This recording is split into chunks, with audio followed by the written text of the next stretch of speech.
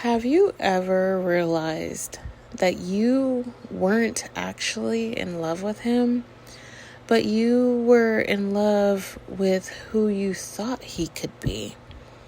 That version he showed you in the beginning, or that version you kept creating in your mind?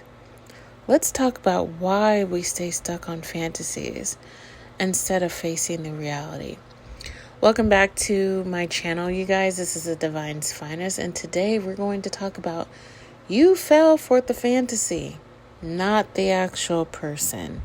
And listen, guys, it's not your fault, okay?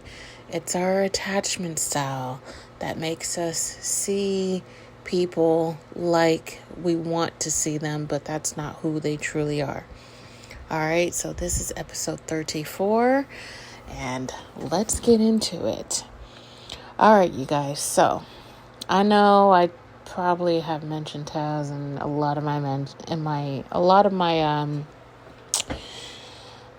previous episodes, but as you guys know, I mean, he's definitely mainly the main person I've dealt with for the longest, and it was the hardest thing I've ever gone through in my entire life, situation wise. And, for so long, because, I held on for so long because of who he could have been. That's what I was holding on to. And here's the thing, you guys, like in the beginning, the first few years, like at the start, he was pretty attentive. I remember when he used to, takes me back. He used to actually be the one to initiate contact. And I remember we had talked on Facebook Messenger, where we would just have casual conversations about our day. I remember he was working at a bank at the time. He was also going to school, and he had an internship he was doing. And me, I did work a 9-to-5 at the time, and I had part-time jobs as well too. So, but anyway, in the beginning, he did come off as attentive. He was charming. I actually felt pretty special when he was giving me that, that time and stuff like that, right? But over the years, even though we were on and off, and things like that, that version actually faded. And what was left was just inconsistency and confusion. And it's not to say that there wasn't inconsistency even when we were talking. There was, okay? But it wasn't as infrequent like it was the last, I would say probably the last 4 years I had known him on and off, okay? As opposed to the first 3 years I knew I had known him, all right? If that makes sense. So here's the thing, you guys, is that I kept chasing the old version, the potential, the dream that I built up in my head. And that's what kept me stuck in cycles of waiting and hoping.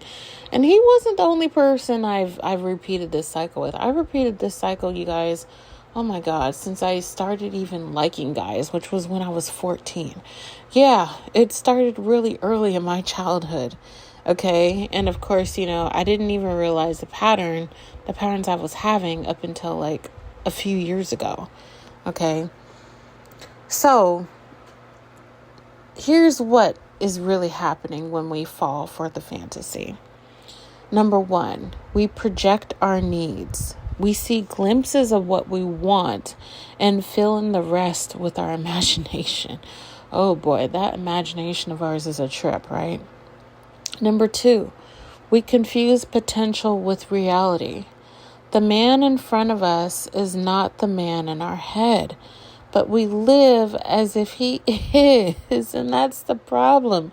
We are so blinded with how, like, we want to see him as Prince Charming from like Cinderella or Snow White or, those Disney movies, right? But for some reason we just ignore it, and we just want to go straight to the end of like being happily married and, you know, being a housewife. Well, I'm not saying you got to be a housewife, but you guys get the idea. Okay. Right. And we keep thinking we're going to get that with that person or whoever we're dealing with. But the truth is, we're so blindsided, and we're not, you know, seeing for who they truly are. We're not seeing them for the person who's, you know, not giving you the time of day, who's just texting you when you feel like it, who's messing around with women or men or whoever they like, you know, behind their backs, you know, and things like that, right? And then number 3, we self-abandon. When we ignore red flags, like oh my gosh. Ooh, you guys, I just have so much on my mind right now. We ignore red flags because the fantasy feels safer than admitting the truth. And oh my God, can I get an amen for that? Because that is just so relatable, right? And that's the other part of the problem. We keep ignoring the things that are right in front of us about this person. Okay, like they're literally showing you who they are, but we keep hoping on, oh, maybe they'll change. You know, maybe they'll show up as the person that I want them to be. And here's the hardest part. Oh my God, you guys, like this is the hard, and this was really hard for me. I mean, hard for me too, you guys. Like, oh my God, like this dude Taz, like, oh my God, I never thought in a million years I was going to get over this dude. Like, I was spiraling like a mother trucker, okay, when it came to him. Like, it was ridiculous. And I've shared my story about, you know, the things that I went through to try to get him out of my head, trying to understand why was I spiraling about him so much, you know, like every day, nonstop for a few years, I believe, you know, at the most. And like, it didn't start winding down until like I actually put more energy onto myself, you know, and things like that. And then of course, thank God it's completely gone. But, you know, before I go on a tantrum, you guys, like letting go of them, like not just mentally, but the fantasy as well is the hardest part. Then more than letting go of that person, shoot, you might as well just say it's hard to get rid of somebody, like to let go, especially to let them go. Like if you especially if you've had, it's always that one person that you just cannot get out of your head for whatever reason for years. You know, this it wasn't just a normal relationship, you know what I mean? Because usually in a normal relationship, you can get over the person within a few months. I mean, it's not to say that's like that for everybody. Usually I would say probably less than a year it might take to get over somebody, right, on average. But for me, this dude, no, that was not the case. And it's not to call him out. This connection with him was not a normal connection, okay? You guys get the idea. All right, but those are the 3 things, you guys. And, you know, gosh, I might have to save this energy for another day. But I want you to flip the script, you guys. So instead of asking, you know, what if he becomes that person, I want you to start asking yourself, what if I stop freaking waiting? Okay? Like, what if I started creating the life I've been dreaming of instead of waiting for him to change? Okay? The reality might hurt at first, but freedom always comes from facing what's real, not the fantasy. So if this is hitting for you, it's because you know that the fantasy has kept you tied up too long.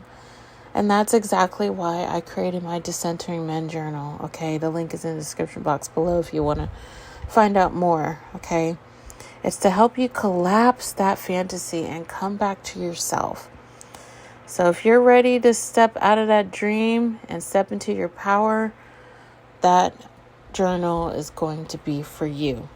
All right. So with that being said, that is my message I have for you all. Don't forget to like, share, and subscribe. And I also have some very amazing, helpful books that I have personally read on my journey to heal my attachment style. And honestly, it's been the greatest investment I've ever made for myself. And I know it will help you too. And I will speak to you guys in the next episode.